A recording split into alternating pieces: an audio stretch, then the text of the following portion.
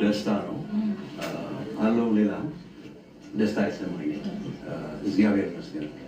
ለሷ መጀመሪያ ደግሞ ወንድሞች እህቶች አሉ። ከዚህ ደስታ በላይ የለም። እግዚአብሔር ይመስገን። እናንተም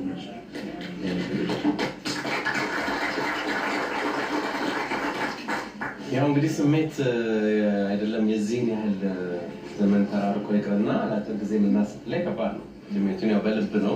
ዘመድ አዝማድ በሙሉ አንድ ሰዓት ለማለት እንወዳለን። ዮኒ ባለፈው እንደምታስታውሰው ስቱዲዮ የመጡ ጊዜ እንግዲህ እነ ሙሴ ሲሄዱ አንድ የቀረ ልጃቸው እዚህ ነበር ብለውን ነበር። ካስታውስ አክሊለ እዚህ ጋር አለ። እንኳን ደስ ያለ የዛሬው ቀን ስሜቱ በጣም ደስ ይላል። እጅግ በጣም ደስ ይላል። ረዥም ዕድሜ ነው እንግዲህ ካየኋቸው እኔ በፎቶ ነው የማውቃቸው። እውነትም ነገር አልመሰለኝም። ያው አሁን በአካል ተገናኝተናል። እጅግ በጣም ደስ ይላል። ይሄ ታሪክ እየሰማን ያደገው? አዎ ፎቶቸውም ነበረ። በአብዛኛው ብዙ ቦታ ትልክ ነበር። እሷ ከሌ መጣ ሲባል ፎቶ ትልካለች።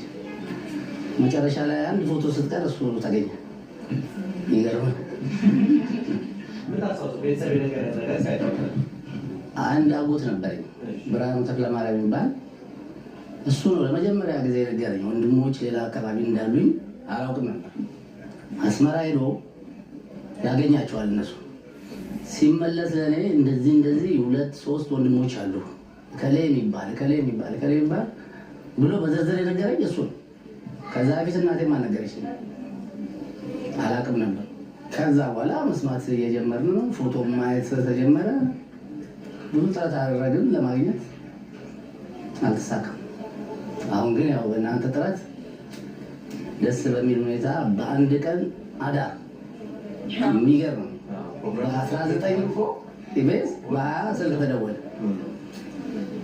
በጣም የሚገርም ነው። እጅግ በጣም ደስ ብሎኛል። እናንተን አመሰግናለሁ። ማዘር ሁሌ ያው እረፍት የለውም አይደል? ሶስት ልጅ ነገሮች ማለት ነው። በተለይ አሁን ሴት